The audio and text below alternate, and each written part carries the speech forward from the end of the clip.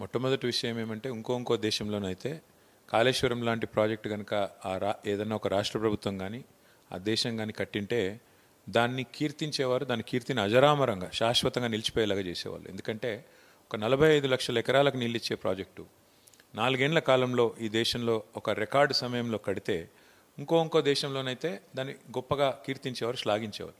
కానీ మన దేశంలో కుసంస్కారమైన కుత్సితమైన రాజకీయాలు ఎక్కువైపోయినాయి. అటు బీజేపీ కానీ ఇటు కాంగ్రెస్ కానీ ఈరోజు ఒకటే ఎజెండాతో పనిచేస్తున్నాయి. ఏదో ఒకటి చేసి కేసీఆర్ గారిని బద్నాం చేయాలి. హరీష్ రావు గారు నిన్నగాక మొన్న ఒక ప్రజెంటేషన్ ఇచ్చారు డీటెయిల్డ్గా.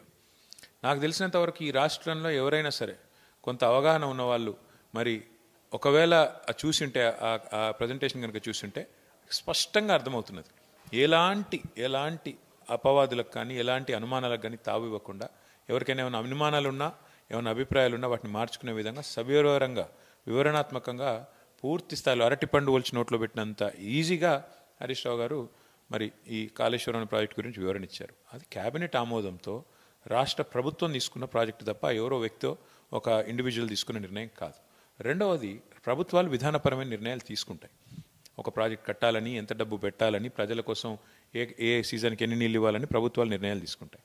తీసుకున్న తర్వాత వాటిని ఆచరణలోకి తీసుకురావాల్సింది, అమలు చేయాల్సింది ఖచ్చితంగా అధికారులు, ప్రభుత్వం యొక్క యంత్రాంగం. అంతే తప్ప ఇందులో దాచడానికి కానీ దాపరికం కానీ ఏమీ లేదు. కానీ ఈ దేశం ఎట్టా తయారైందంటే ఇదిగో పులి అంటే అదిగో తోక.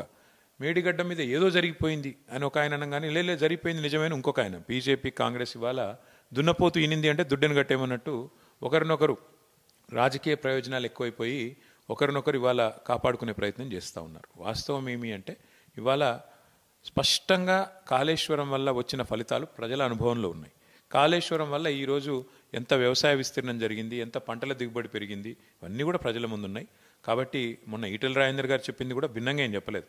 ఇది క్యాబినెట్ నిర్ణయం అని చెప్పారు. Yes, it is a collective decision of the cabinet.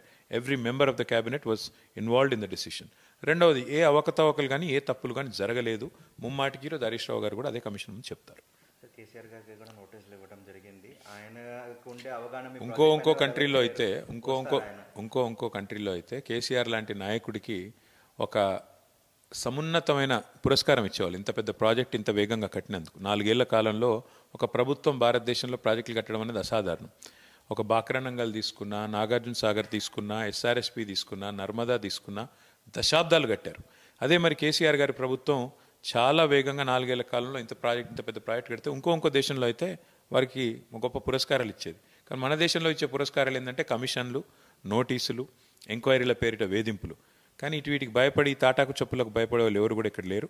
ముమ్మాటికి అన్నిటికీ కూడా ఇవాళ హరీష్ రావు గారు సవివరంగా చెప్తారు. నిజంగా నాకు తెలిసినంతవరకు ఎల్లుండి కేసీఆర్ గారిని అడిగేదానికి కూడా ఏమి ఉండదు కమిషన్ దగ్గర. అట్లాంటి వివరణాత్మకంగా ఈరోజు హరీష్ రావు గారిది పూర్తి స్థాయిలో వారి మీటింగ్ ఉంటుంది. కాబట్టి ఇదో పెద్ద విషయమే కాదు నన్ను అడిగితే. ఇది ఒక సింపుల్ చిన్న ఒక ఇరిటేషన్ మాకు క్రియేట్ చేయడానికి, బద్నాం చేయడానికి ప్రజల దృష్టిలో. ఎందుకంటే ఫెయిల్ అయ్యారు, అటర్ ఫ్లాప్ గవర్నమెంట్ ఇది. 420 హామీలు ఇచ్చి అధికారంలోకి వచ్చారు. ఇప్పుడు ఏం చేయాలో తెలియట్లేదు. అందుకే మొదలు మోసంతో అధికారంలోకి వచ్చారు. తర్వాత విధ్వంసకరమైన ఆలోచనలతో రాష్ట్రాన్ని సర్వనాశనం చేసే ప్రయత్నం చేస్తున్నారు. మూడవది, మీడియా మేనేజ్మెంట్తో దృష్టి మళ్లించి ప్రజల్ని ఏదో ఒక రకంగా మభ్యపెట్టి కాలం గడుపుదాం, టైంపాస్ చేద్దామనే ప్రయత్నం ఇటు రేవంత్ రెడ్డి గారు, అటు పైన ఉండే కేంద్ర ప్రభుత్వంలో మోడీ గారు చేస్తున్నారు తప్ప ఇంకోటి ఏమీ లేదు. ఇవన్నీ కూడా దూది పింజల్లాగా తేలిపోతాయి. దీన్ని ఎవరు కూడా ప్రజలు పట్టించుకుంటారని నేను అనుకున్నాను. Government had claimed that they have already conducted an inquiry as far as the Miss World controversy is concerned, and whatever Miss England who contested and left has been proven wrong by the committee that